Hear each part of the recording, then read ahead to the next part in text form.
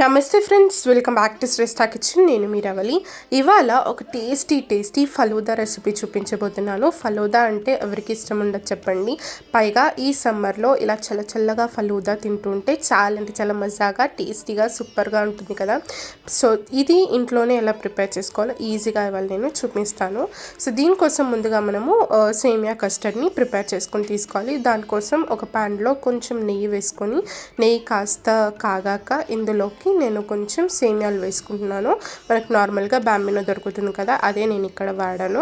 ఇలా సేమియాని మంచిగా కొంచెం బ్రౌన్ కలర్లోకి వచ్చేంత వరకు బాగా రోస్ట్ చేసుకున్నాక ఇందులోకి నేను 1/2 లీటర్ అంతా మిల్క్ తీసుకున్నాను. ఇలా మిల్క్ వేసుకున్నాక మంచిగా మంటను హై ఫ్లేమ్లోనే పెట్టేసుకొని మంచిగా సేమియా అంతా కూడా మెత్తగా ఉడికేంత వరకు చక్కగా దీన్ని ఉడికించి తీసుకోవాలి. ఇలా ఇదంతా కూడా మంచిగా బాయిల్ అవుతూ ఉన్నప్పుడు ఇందులోకి మనము కస్టర్డ్ పౌడర్ని మిక్స్ చేసుకొని ఇందులోకి వేసేసుకుందాము.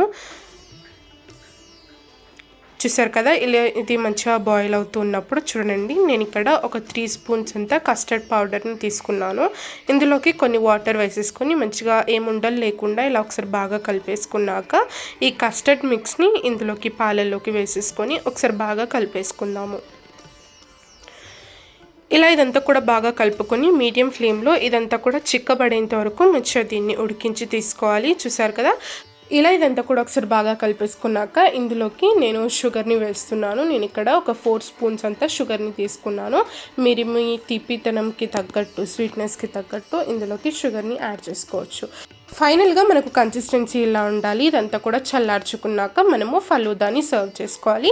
నేను ఇక్కడ ఒక గ్లాస్ తీసుకున్నాను ఫలూదా కోసం. ఇందులోకి ముందుగా మనము చియా సీడ్స్ వేసుకోవాలి.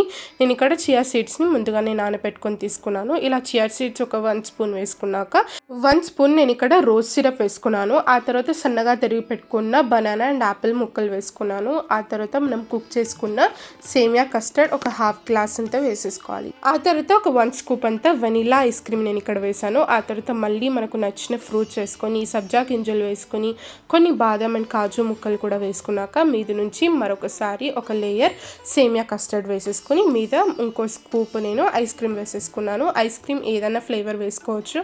ఆ తర్వాత మీద నుంచి రోజ్ సిరప్ వేసుకొని, మీద నుంచి డ్రై ఫ్రూట్స్ వేసేసుకొని నేను ఇలా అయితే సింపుల్గా సర్వ్ చేసేసుకున్నాను. చాలా అంటే చాలా టేస్టీగా, సూపర్ సింపుల్గా, ఈజీగా మనకు ఫలూదా అనేది ఇంట్లోనే ఇలా ఈజీగా రెడీ చేసుకోవచ్చు అనమాట. టేస్ట్ అయితే చాలా బాగుంటుంది, అందరికీ కూడా చాలా బాగా నచ్చుతుంది. సో మీకు ఈ ఫలూదా రెసిపీ నచ్చితే తప్పకుండా ట్రై చేసి మీకు ఎలా కుదిరిందో నాతో కమెంట్ సెక్షన్లో షేర్ చేసుకోండి. మరిన్ని టేస్టీ రెసిపీస్ కోసం చూస్తూనే ఉండండి శ్రేష్ఠ కిచెన్. వీడియో నచ్చితే తప్పకుండా లైక్ చేయండి, షేర్ చేయండి. బాయ్.